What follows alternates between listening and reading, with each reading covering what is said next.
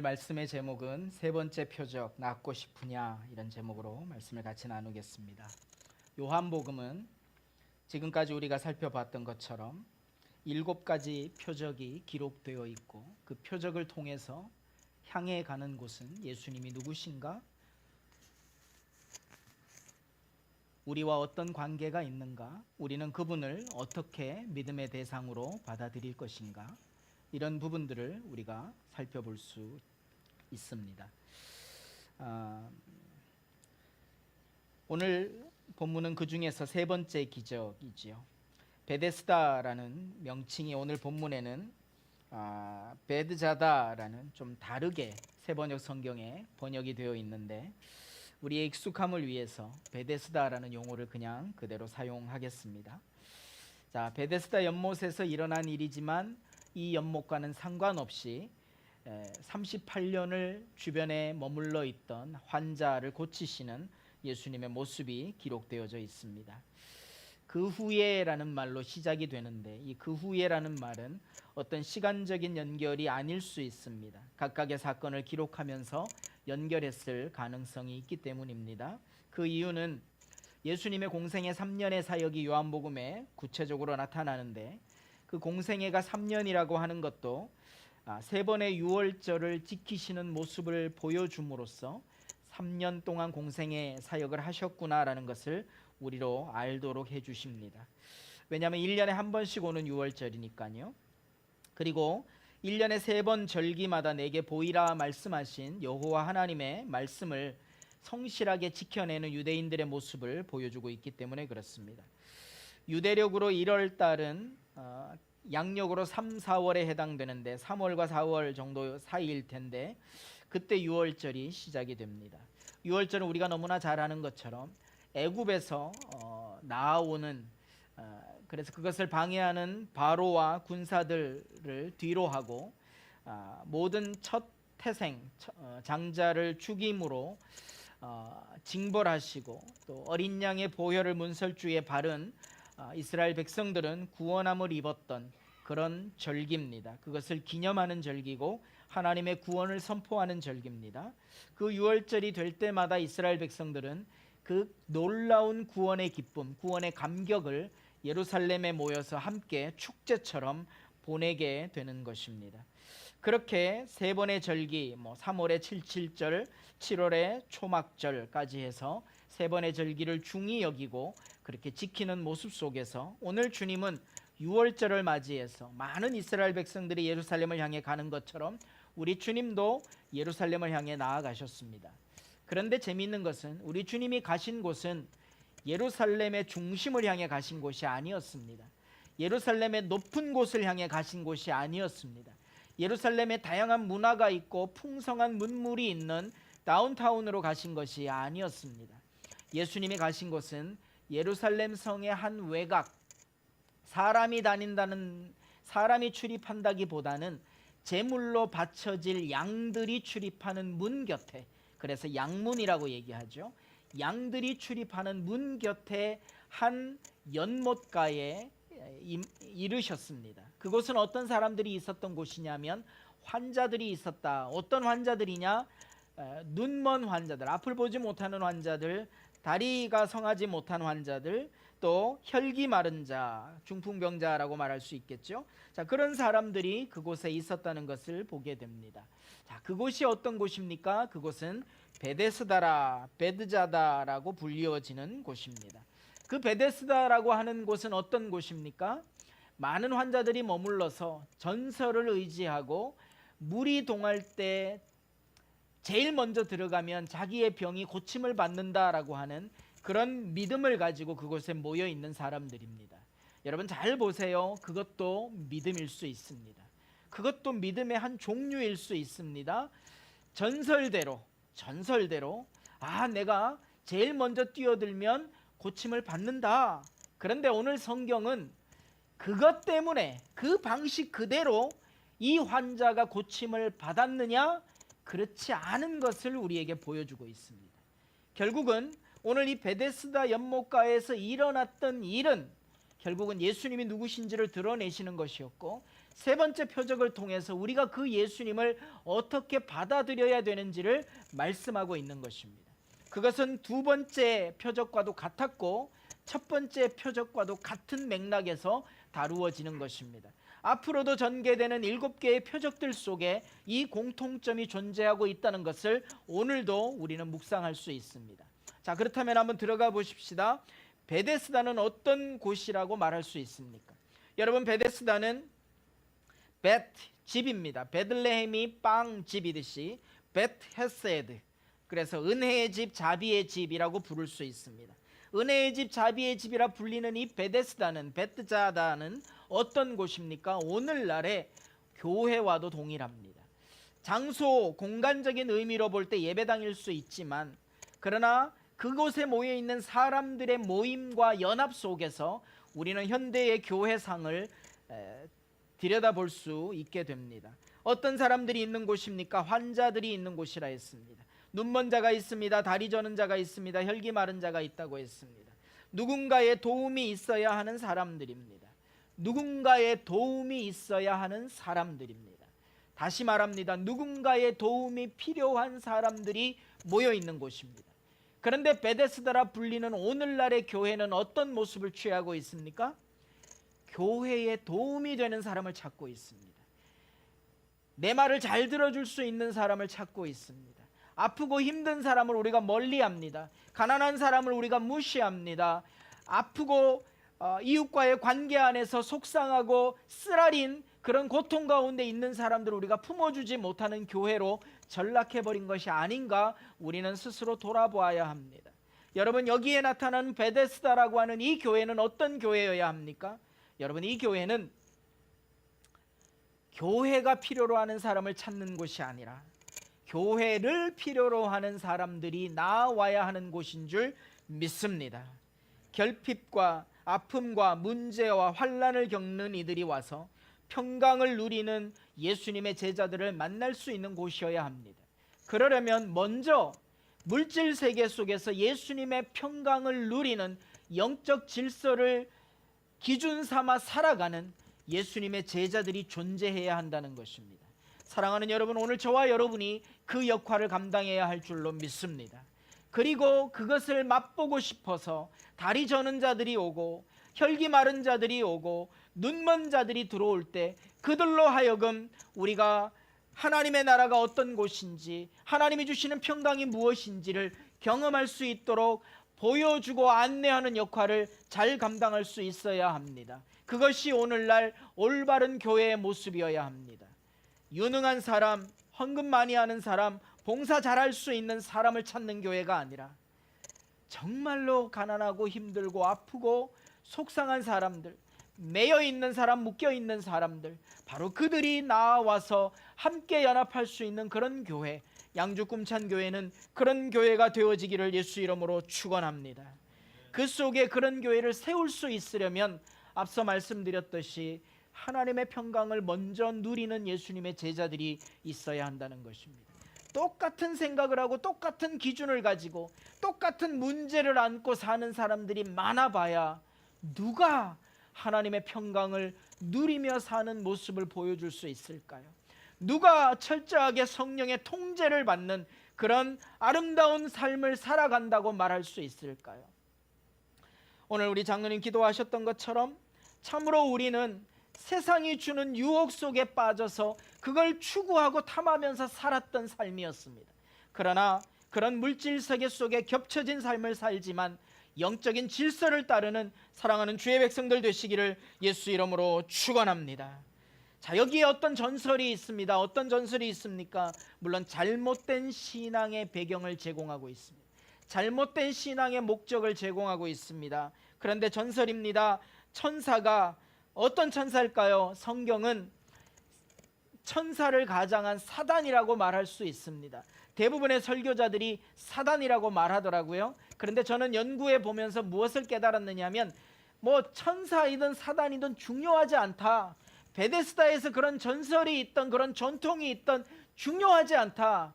우리의 믿음은 무엇을 향한 믿음인가가 더 중요하다. 할렐루야. 여러분, 그 전통과 그 전설 속에 사로잡혀서 헛된 목표를 두고 신앙생활하는 어리석은 신앙인이 아니라 그 중심에 임하시는 예수 그리스도를 만나고 그 중심에서 우리가 만난 예수 그리스도의 말씀을 취하고 그 말씀을 붙들고 그 말씀과 동행하는 그런 삶이 진짜 믿음의 삶인 줄 믿습니다. 그래서 우리는 어떤 결핍과 문제 속에서 그걸 해결해 보고자 하나님 앞에 엎드려 기도하지만 우리 하나님은 분명히 살아계신 하나님인데, 분명히 우리를 사랑하시는 하나님인데, 그 기도 제목 속에 일일이 응답하시기보다, 물론 응답도 하십니다. 우리의 믿음의 정도에 따라 응답하시는 걸 볼 수 있지요. 그런데 응답하시기보다 더 본질적인 문제를 우리에게 깨닫게 하시기를 기뻐하시는 하나님이셨다는 것입니다. 그 더 본질적인 문제가 무엇이었을까요? 넌 누구냐? 나는 하나님이다. 내가 너의 하나님이다. 관계 설정에 있다는 것을 오늘도 말씀하고 계시는 것입니다. 전통과 전설을 추구하며 모여있는 수많은 환자들, 그러나 그 중에 38년 된 환자는 예수님을 만났습니다. 베데스다라고 하는 연못은 예수님을 만나는 장소이면 되는 곳입니다. 예루살렘의 외곽이어도 괜찮습니다. 환자들로 득실되며 냄새가 나고 아무도 가까이 가고 싶지 않은 곳이어도 괜찮습니다. 그곳에 예수님이 찾아가십니다. 예수님이 임하시면, 그래서 예수님을 만나면 우리는 그 예수님을 만나는 만남 속에서 우리의 삶의 변화가 시작되는 줄 믿습니다. 전설이나 전통을 의지한 잘못된 종교 행위에 빠져들지 않는 주의 백성들 되시기를 예수 이름으로 축원합니다. 오늘 베데스다가 보여주고 있는 교회의 모습은 어떤 모습입니까? 선착순 구원론입니다. 누군가 영웅이 되어야 하고 누군가 주인공이 되어야 하는 곳이 오늘 베데스다입니다. 어떤 곳입니까? 제일 먼저 뛰어드는 사람이 고침을 받는다. 그들에게는 영웅이겠지요. 그들에게는 부러움의 대상이겠지요. 그들에게는 존중과 존경의 대상이겠지요. 얼마나 좋겠어요. 그 물이 동할 때 제일 먼저 뛰어들어갈 수 있다면요. 근데 여러분 생각해 보셨습니까? 오늘 38년 된 환자가 왜 못 뛰어들어갔을까요? 38년 동안 노력했는데. 이유는 간단하지 않습니까? 스스로 걸어 들어갈 수 없으니까요. 만약에 스스로 걸어 들어갈 수 있다면 왜 안 뛰어들어갔겠어요? 만약에 벌떡 일어나서 물이 동할 때 벌떡 일어나서 이야 찬스다 하고 뛰어들어갔으면 왜 못 들어갔겠느냐고요. 그런데 여러분 이거 아십니까? 그렇게 뛰어갈 수 있었더라면 거기 왜 들어가요? 그렇게 벌떡 일어나서 뛸 수 있었다면 그게 왜 필요해요? 그래서 이 사람은 죽을 병이 든 사람이 아니에요. 어떤 성경 해석가나 설교자는 이 사람이 죽을 병이 든 사람처럼 표현을 하는데 제가 볼 때 이 사람 죽을 병이 든 사람 아니에요. 38년 동안 그러고 사는 사람이에요. 38년 동안 똑같이 반복된 삶을 사는 사람이에요. 단 1년도 어떤 변화를 추구할 줄 모르는 사람이에요. 5년이 지나고 10년이 지나도 절대로 변하지 않는 사람이에요. 이 사람 죽을 병이 든 사람이 아니에요. 이 사람에게 뭐가 문제입니까? 여러분 어떤 설교자가 이렇게 설교하십니다. 병명이 밝혀졌다고. 그래서 저는 이게 정말 신학이 점점 정말 성경이 해석이 되어지고 원문을 더 연구하다 보니까 정말 병명까지 발견했나 보다. 저는 그러고 열심히 그 설교문을 읽어봤습니다.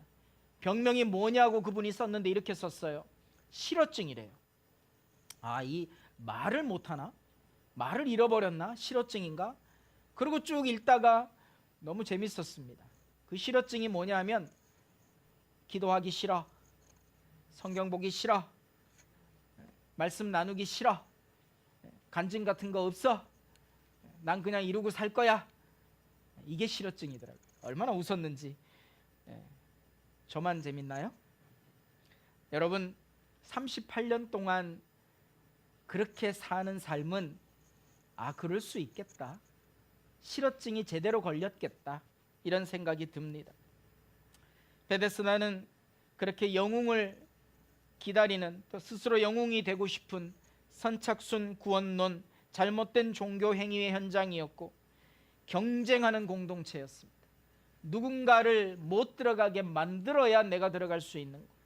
누가 먼저 일어나서 막 기어가고 막 몸부림치고 그러면 어쨌든 그 사람 끌고 깔아앉히고 어쨌든 붙잡고 내가 먼저 들어가야 하는 곳, 바로 그곳이 베데스다였고 경쟁하는 공동체였습니다.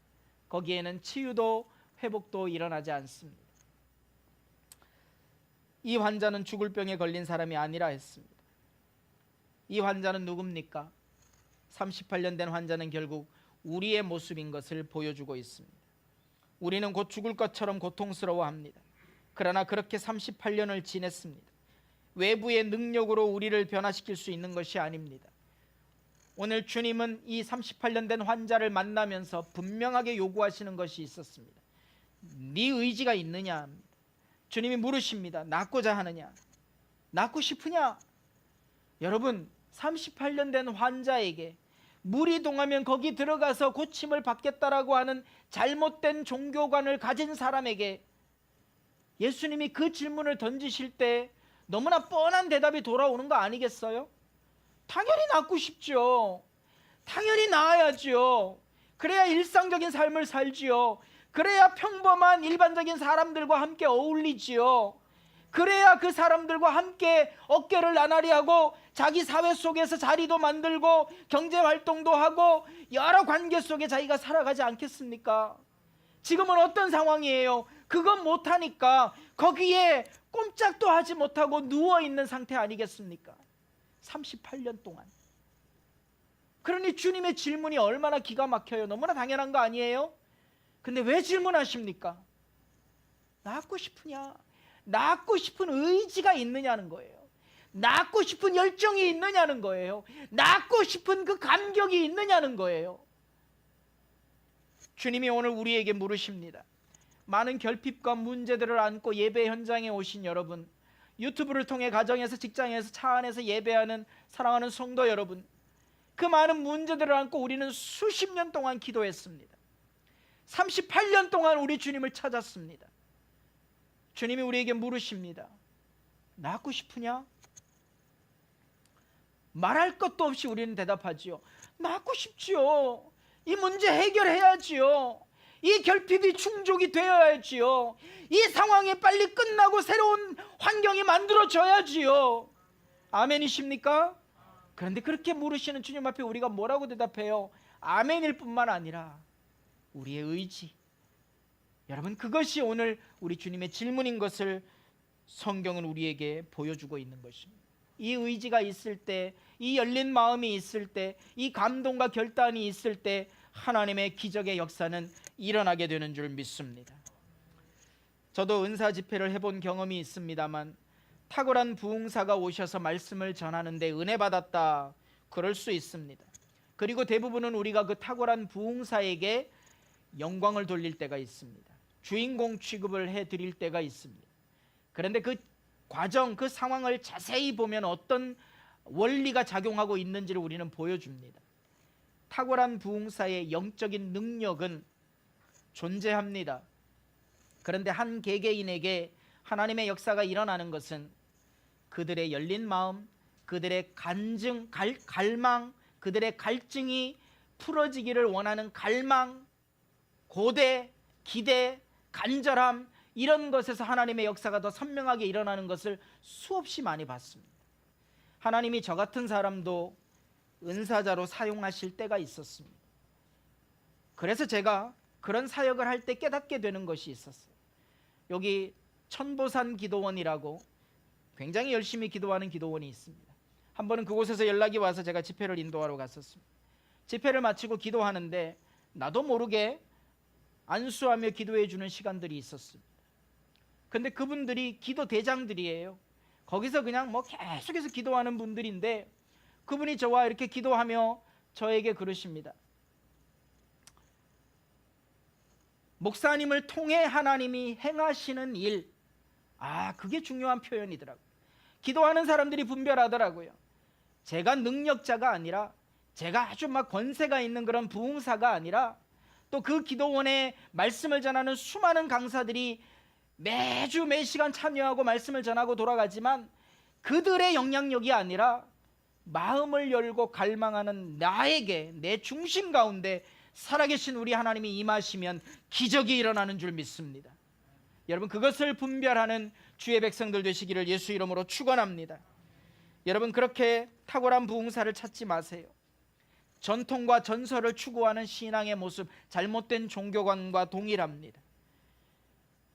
굉장히 멋진 교회 찾지 마세요. 그런 교회는 없습니다. 어디를 가도 똑같습니다.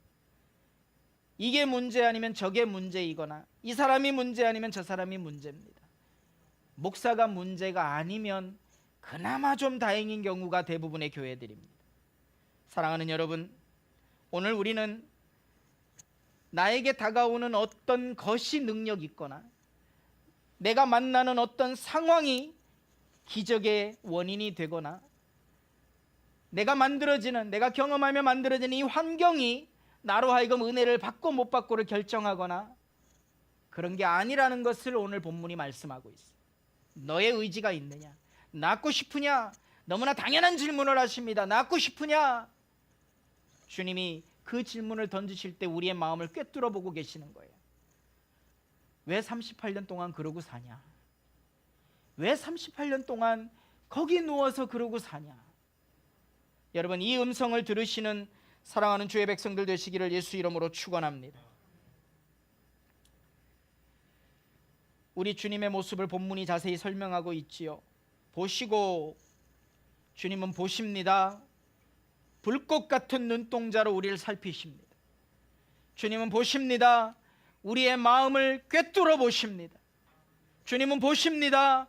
우리의 생각을 꿰뚫어 보십니다. 주님은 보십니다.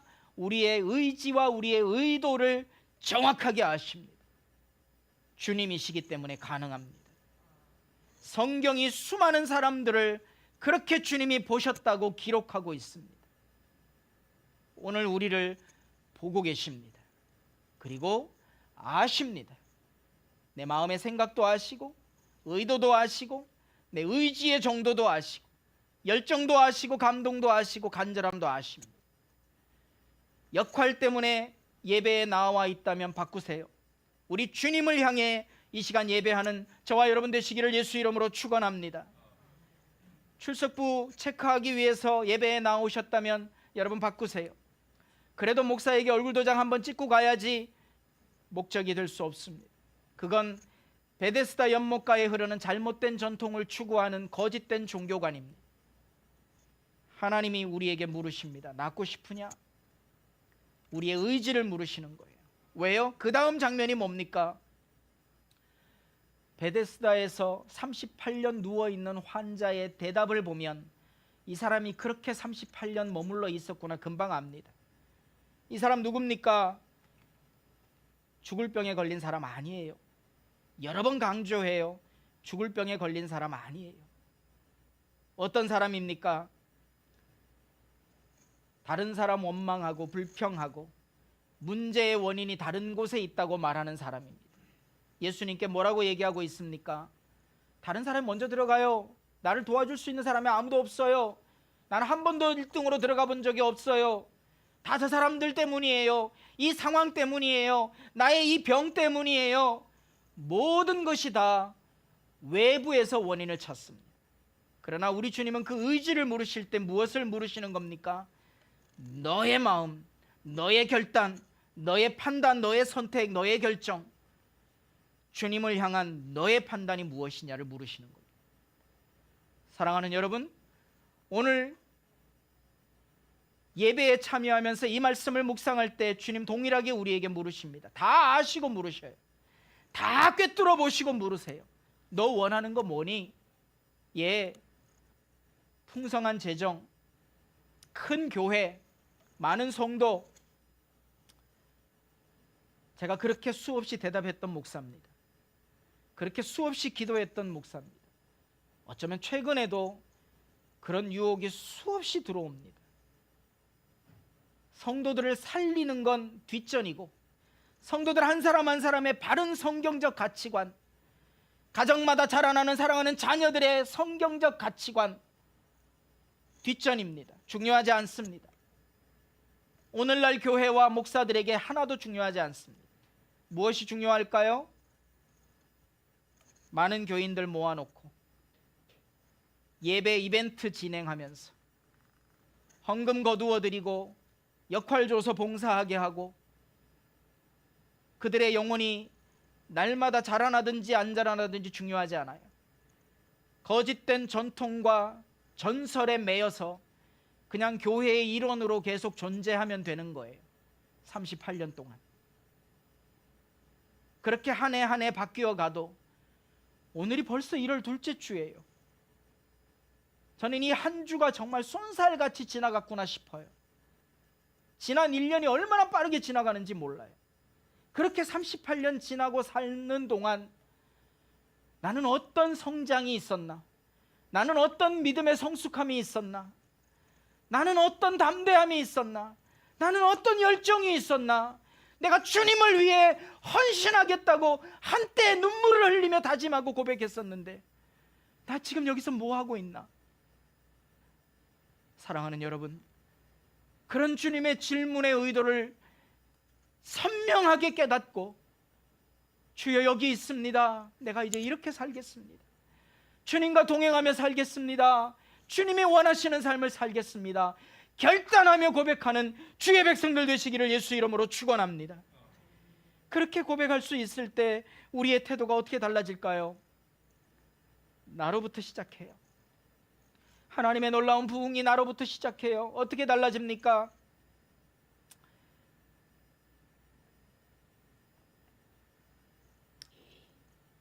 교회가 고맙고 성도들이 고맙고 함께 동역하는 동역자들이 너무 귀하고 제 고백이 달라지더라고요. 그래도 내가 이런저런 일들 경험하며 살았는데 까짓거 뭐 다른 데 가지 뭐 다르게 또 시작하지 뭐 뭐가 문제야, 이런 생각이 있을 때 저는 자꾸 죽어가고요. 우리 귀한 성도들 너무 고맙다. 이 성도들이 아니면 내가 어디 가서 목회하나? 이 성도들이 아니면 내가 어디 가서 목사하나? 이런 생각이 들 때 성도들이 새로워 보이고 사랑스러워 보이고 교회에 대한 열정이 샘솟는 것을 저도 경험합니다. 사랑하는 여러분, 동일하게 고백해 보실래요? 좌우에 있는 성도들에게, 사랑하는 가족들에게 이렇게 고백해 보실래요? 남편과 아내가 서로 이렇게 대화해 보세요. 여보, 참 고마워.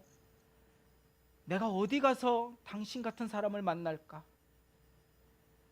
지금 해볼까요? 옆에 있다 생각하시고 한번 고백해 봅시다. 여보 고마워. 시작. 내가 어디 가서 당신 같은 사람 만나겠어? 시작. 이 고백이 뭘 바꿀까요? 이렇게 고백하는 사람을 초라하게 만들어요? 이렇게 고백하는 사람을 되게 부끄럽게 만들어요? 아마 그러지 않으실걸요? 이렇게 고백할 때 분명히 새로운 관계들이 시작되는 것을 느낄 수 있습니다.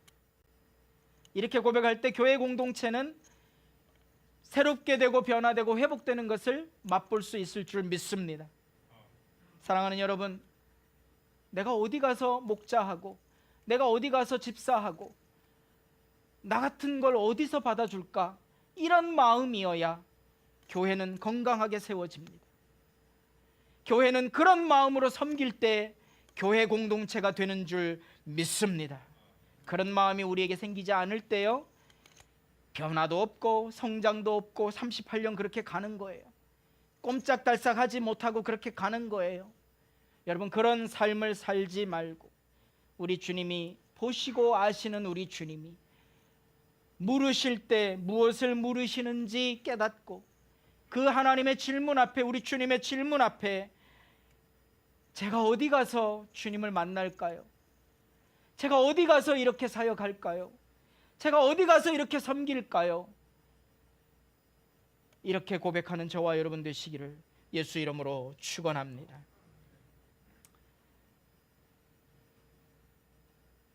저는 오늘 말씀을 다 드렸습니다.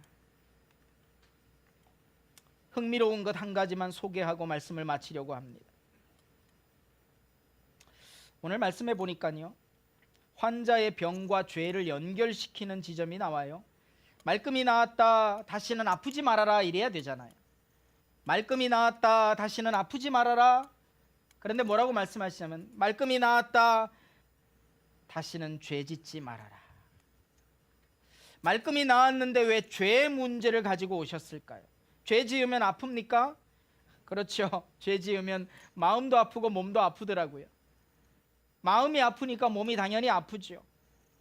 마음이 멈춰 있으니까 몸도 경직돼 있고요. 마음이 아프니까 몸이 움직이기 싫고요. 마음이 아프니까 뭣도 하기 싫어요. 그러네요. 이게 죄 문제 맞네요. 죄는 어떤 특징을 가지고 있을까요? 하나님과 동행하려는 능력을 빼앗아 갑니다.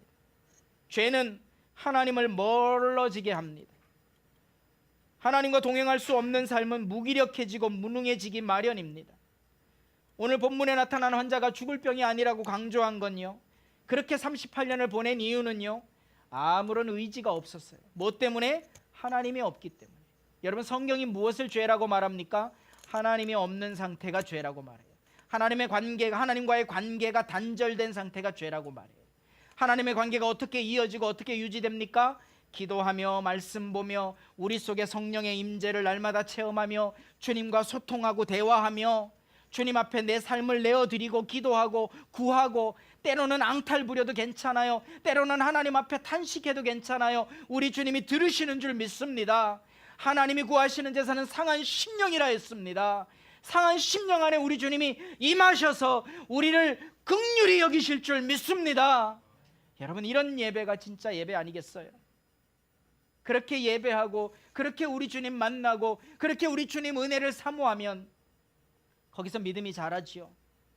거기서 믿음이 자라면 어떻게 됩니까? 윤리적인 문제도 해결이 됩니다. 건강의 문제도 해결이 됩니다. 왜 해결이 돼요? 어떤 의학자는 이렇게 얘기했어요. 엔돌핀이 많이 나오면 신체 곳곳에 건강이 시작이 된다고요. 연구한 사람들이 그렇게 발표하잖아요. 아, 맞습니다. 우리의 마음의 평강이 우리의 몸을 건강하게 하는 거 맞습니다. 우리의 마음의 기쁨이 우리를 더 뛰게 만드는 거 맞습니다. 우리의 마음에 하나님과의 연합과 하나님과의 동행이 우리를 능력 있는 하나님의 백성으로 살게 하는 것 맞습니다. 여러분, 그렇게 사시기를 바랍니다. 여러분, 그런 하나님의 은혜를 누리시기를 바랍니다. 여러분, 그런 하나님의 권능을 날마다 체험하시기를 예수 이름으로 축원합니다. 다른 사람 원망하면서 38년, 무의미한 경쟁을 하면서 38년, 무능력 이전에 무의지였고 생명력이 없는 상태로 38년, 몸이 아픈 것이 죄인 이유가 우리 주님과 멀어져 있기 때문에, 주님의 말씀을 대하지 않기 때문에, 기도하지 않기 때문에, 기도의 자리, 예배의 자리에 참여하지 못했기 때문에 우리는 점점 무기력해지고 우리의 의지는 점점 나약해지고 몸까지 병이 들어서 38년 동안 꼼짝 못하고 누워있게 되는 바로 그런 모습을 보여주고 있는 것입니다. 이 환자는 누구를 가리킵니까? 우리를 가리켜 권면하시지만 이제 2021년은 우리의 모습이 아니기를 바랍니다. 이제 2021년은 이 환자를 통해 우리가 교훈만 받고 우리 자신이 점검만 하고, 아, 내가 주님과 함께 해야 되겠구나, 주님의 은혜가 필요하구나, 주님의 권능이 필요하구나, 이 놀라운 은혜를 믿음으로 받는 주의 백성들 되시기를 예수 이름으로 축원합니다. 이 시간 같이 찬양하십시다. 믿음이 없이는 이런 기쁨도 이런 감사와 감격도 불가능합니다. 믿음이 없이는 이런 하나님의 권능을 누릴 수가 없습니다. 여러분, 이 시간 함께 찬양하며 기도할 때에 하나님의 은혜는 믿음으로 받습니다. 오늘 믿음으로 찬양하며 고백하겠습니다. 주님, 제 마음이 주님, 제 마음이 너무 둔해서 주님을 볼 수 없습니다. 이 땅에 속하여 이 땅만 보다가 주님 손을 놓쳤습니다. 나는 나그네로 왔는데 왜 주지 청지기인데 언제부터 내 삶의 주인이 되어버렸나.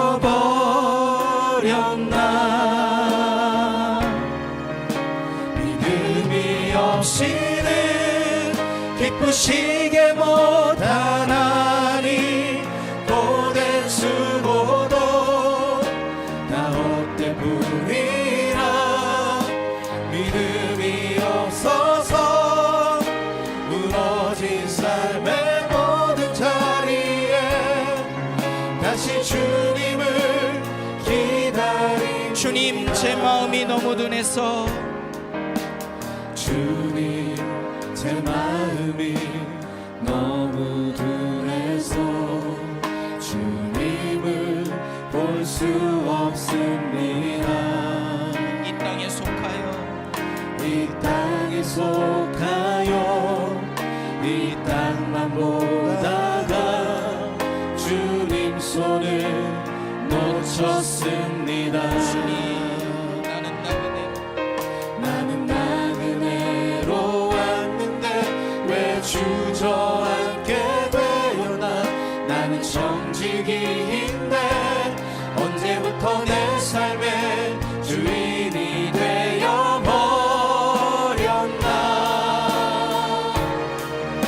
믿음이 없이는 기쁘시게 못하나니 고된 수고도 다 헛될 뿐이라. 믿음이 없어서 무너진 삶의 모든 자리에 다시 주님을 기다리. 믿음이 없이는 기쁘시게 못하나니 고된 수고도 다 헛될 뿐이라. 믿음이 없어서 무너진 삶의 모든 자리에 다시 주님을 믿음이 없이는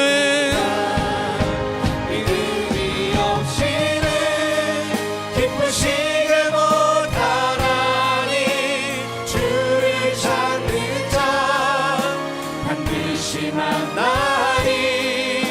믿음이 없어서 무너진 삶의 모든 자리에 다시 주님을 기다립니다. 네, 이 시간 합심해서 함께 기도합시다. 믿음이 없이는 아무것도 아닙니다. 우리가 믿음으로 주님의 은혜를 사모하며 구하십시다. 다 같이 주여 3번 외치고 간절한 마음으로 합심하여 함께 기도하겠습니다. 주여.